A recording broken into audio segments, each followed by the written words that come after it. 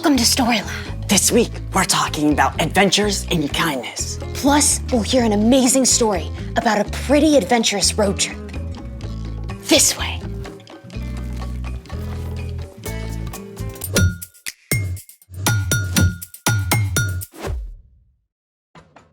Hey, I'm Skylar. And I'm Sebastian. And today, we're talking about kindness. Kindness is showing others that they are valuable by how you treat them.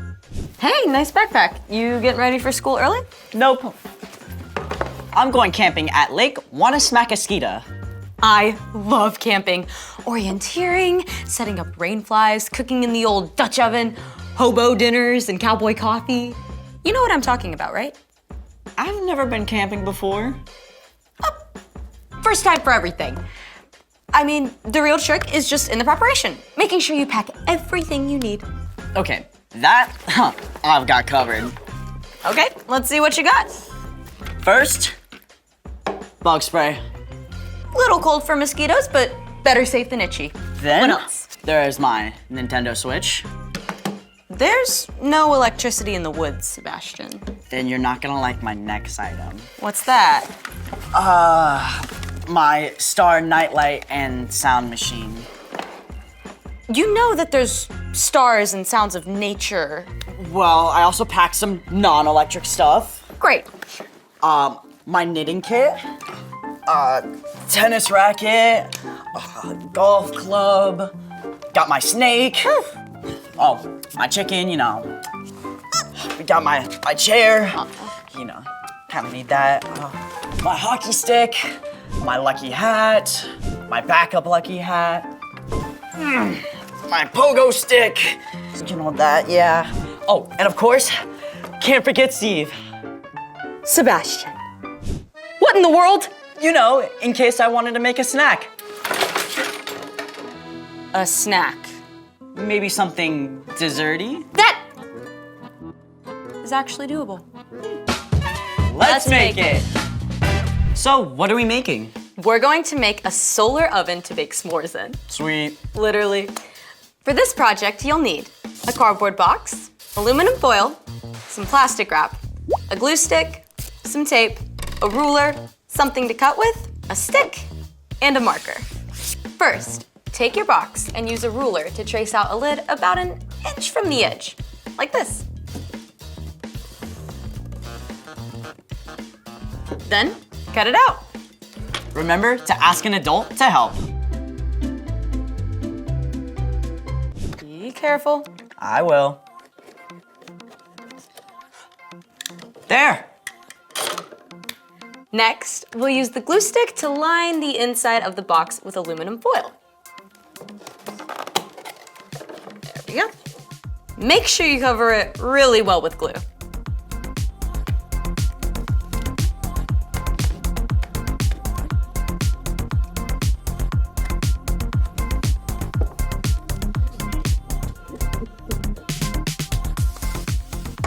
Okay, now we'll attach the aluminum foil to the inside of the box. Oh, like a real oven. The metal reflects the heat.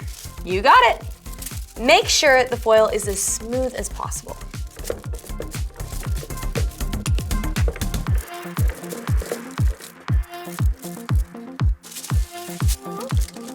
Perfect.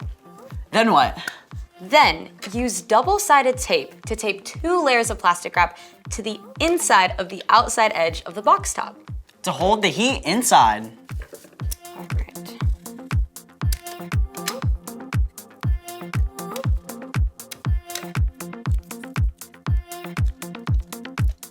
Just nice and soft.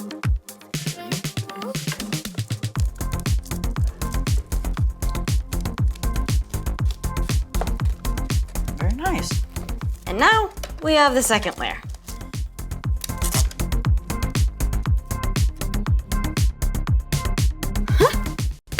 Do you like baking, Sebastian? To a certain degree.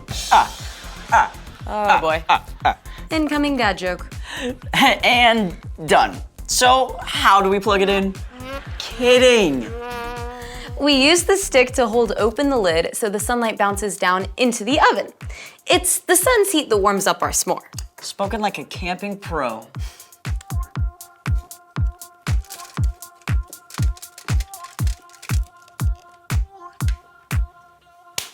Now, all we have to do is head outside and set these babies up. I can see it already. Eating s'mores and telling stories around the campfire at Camp Wanna Smack a Skeeta. Speaking of stories, it's time for... The story before the story. Today, we're in the Gospel of Luke, the third book of the New Testament. Luke wrote about the life and ministry of Jesus. We find Jesus doing what he does a lot, talking to people. Young and old, sick and healthy, powerful and not so powerful. And when Jesus spoke to people, he often used parables. A parable is a fancy word for story. More specifically, a story that uses things people know about to explain something about God's kingdom. One day, a religious expert showed up to talk to Jesus. This guy thought he was smarter than Jesus. Spoiler alert, he wasn't. And that's where our story starts. Take it away. Hey everyone, I'm Padma. In Luke, we discover a conversation between Jesus and an expert in religion, who was really just an expert in missing the point. People like him weren't happy with how Jesus was changing things, and they wanted to trap him in his own words. So, this expert asked, "Teacher, what must I do to receive eternal life?" And like a good rabbi, a Jewish teacher, Jesus answered the question with a question. What is written in the law? This man knew his stuff. He answered, "Love the Lord your God with all your heart and with all your soul. Love him with all your strength and with all your mind. And love your neighbor as you love yourself." You've answered correctly. Do that and you will live. There's a difference between smart and smarty pants because this expert thought he'd stump Jesus with one more question. "And who is my neighbor?" Jesus answered the man by telling him a story, a parable. The story went something like this. Once upon a time, there was a man who traveled along a road, a dangerous road, in the middle of nowhere. Suddenly, some robbers jumped out from behind a rock and hurt the man. They took everything he had and left him on the side of the road, sad, hurt, and all alone. Sometime later, a priest came along, a man whose whole job was to help people follow God. The priest saw the hurt man. Help! Help me! He's a priest, so of course he's gonna help the guy, right? I mean, it's the right thing to do. But no, the priest pretended the hurt man wasn't even there and walked past him on the other side of the road. Not kind. Not cool. Please! Then along came a Levite, a man who helped people worship God. He saw the hurt man. Help! Please! But just like the priest, the Levite walked right on by, as far from the hurt man as he could get. I'm right here. Once again, not kind, not cool. But then a Samaritan man came along. Now, at this time, people from Samaria did not get along with Jewish people. It had been this way for hundreds of years. In fact, Jewish people would walk way around just to avoid walking by a Samaritan town. Oh no! Don't look this way. But this Samaritan cared about people more than he cared about old grudges. He felt sorry for the hurt man and stopped to help. Oh, they roughed you up good, but you're gonna be okay. I got you. The Samaritan man's kindness didn't stop there. He even carried the hurt man on his own donkey to an inn, which is like a hotel. There, the man could rest and get better. The Samaritan even paid the owner of the inn to take care of the hurt man until he was well again. Take good care of him. And if this money doesn't cover your expenses, I'll pay you back when I return.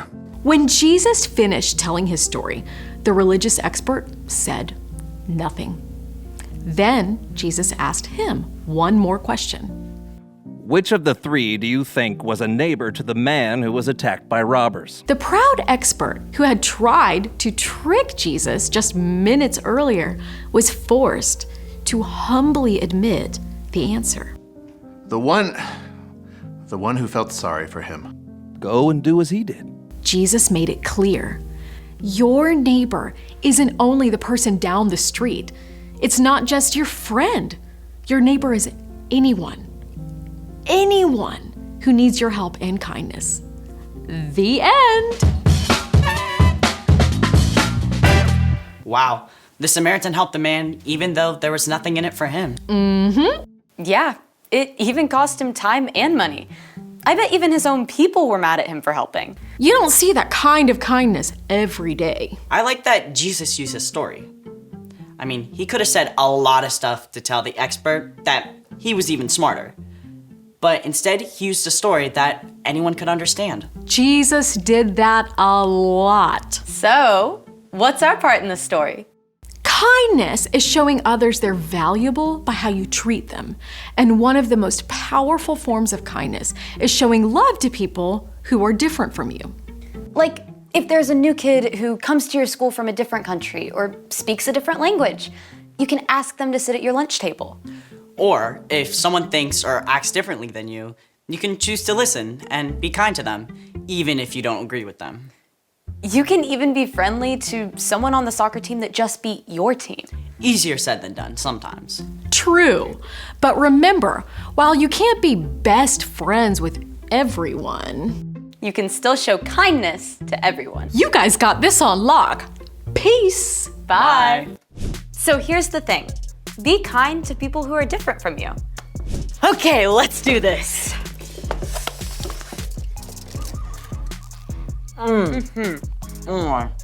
Well, the good news is that we have successfully baked s'mores in our new oven. So what's the bad news? We have also brought in ants. What? Are they on me? Are they on me? Thanks for joining us in the Story Lab. Seriously, do you see any ants? See you next time. Sebastian! Oh my. So good.